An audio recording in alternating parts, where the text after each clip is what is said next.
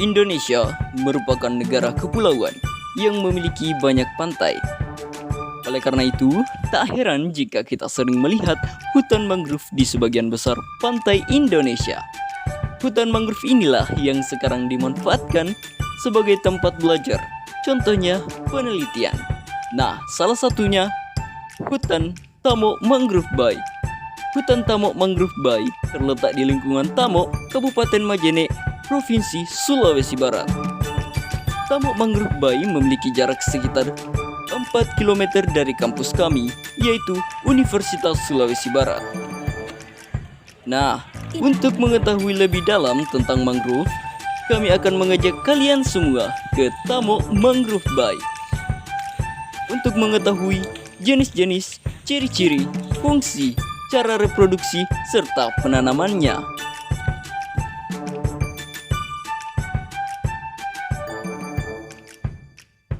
Assalamualaikum warahmatullahi wabarakatuh. Perkenalkan, kami mahasiswa Universitas Sulawesi Barat, Fakultas Peternakan dan Perikanan Prodi Aquacultura Angkatan 2021.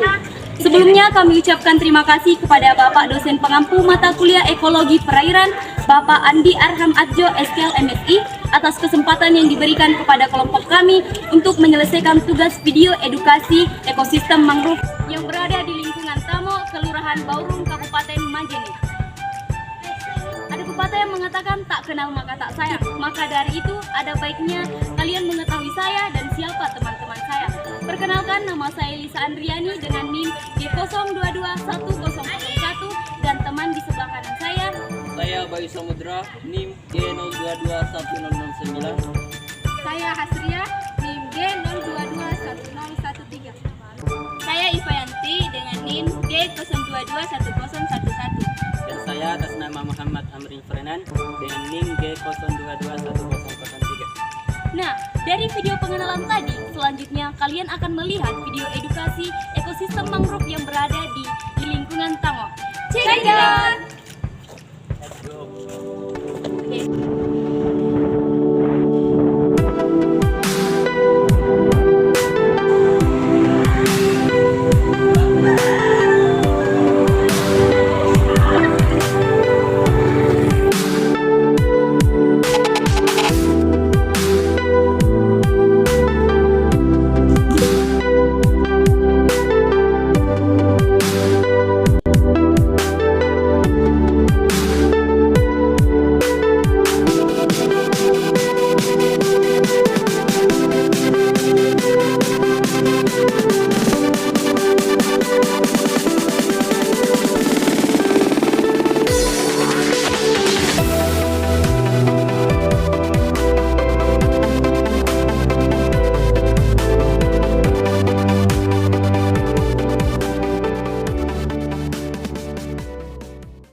Nah, saat ini kami berada di lokasi ekosistem mangrove.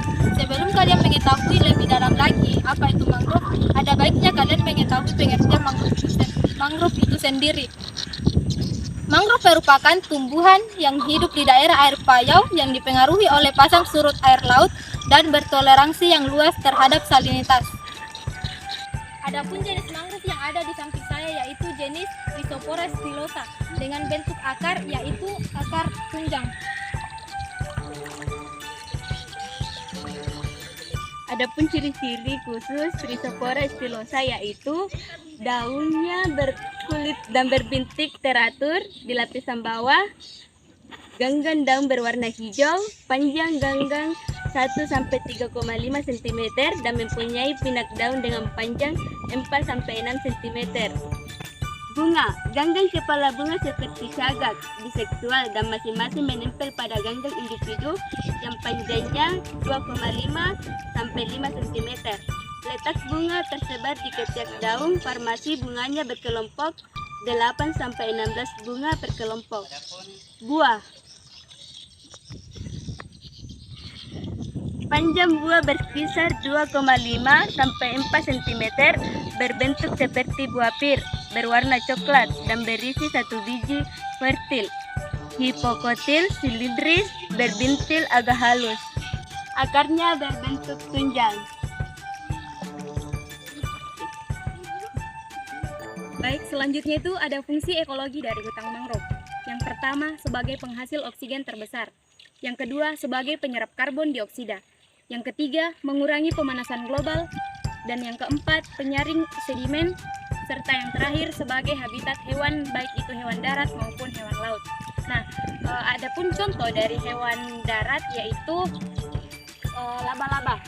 Bisa dilihat pada pohon mangrove ada terdapat jenis hewan laba-laba serta ada siput darat. Selain itu, selain dari laba-laba serta siput darat ini, hewan darat yang biasa singgah di hutan ini yaitu burung. Nah, selanjutnya ada hewan air. Nah, hewan air yang biasa hidup di daerah ekosistem mangrove ini ada ikan, buaya, ular, biawak, kerang, udang, kepiting, dan lain-lain sebagainya. Oke, selain dari fungsi ekologi, ada juga fungsi fisik daripada tumbuhan mangrove ini. Yang pertama, yaitu mencegah terjadinya erosi pantai. Kedua, mencegah intrusi air laut masuk ke perairan air tawar. Ketiga, sebagai tempat wisata. Keempat, sebagai sumber pangan bagi masyarakat. Kelima, sebagai obat-obatan, bisa dijadikan sebagai obat-obatan. Dan yang terakhir, ini adalah fungsi yang baru disadari oleh masyarakat, yakni sebagai tumbuhan yang mampu mengurangi gelombang tsunami. Ya. Nah, adapun cara perkembangbiakan dari mangrove ini, yaitu mangrove ini berkembang biak dengan cara seksual, yakni menyerbukan kutip sari oleh benang sari dibantu oleh angin dan hewan yang bergerak di sekitarnya. Nah, setelah buah mangrove sudah matang, maka buah tersebut akan jatuh ke perairan yang dangkal dan membentuk sebuah individu mangrove yang baru.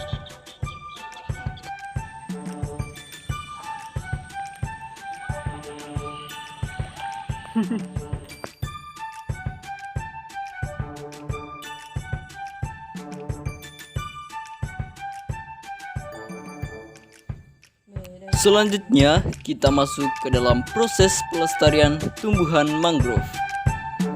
Proses pelestarian tumbuhan mangrove memerlukan beberapa tahap, yakni pembibitan, penanaman, dan perawatan. Dila tuh bayi mau dimana ini?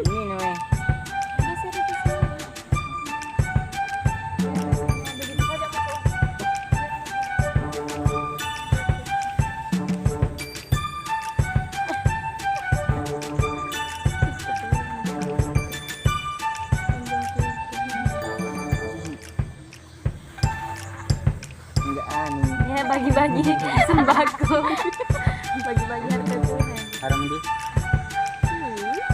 Kamu ibu apa kayak parfum? Bohong ambil kalau kayak parfum. Ya, kan bisa di Sampai langka baik. mau anu juga. Ambil baunya. Enggak bongkar.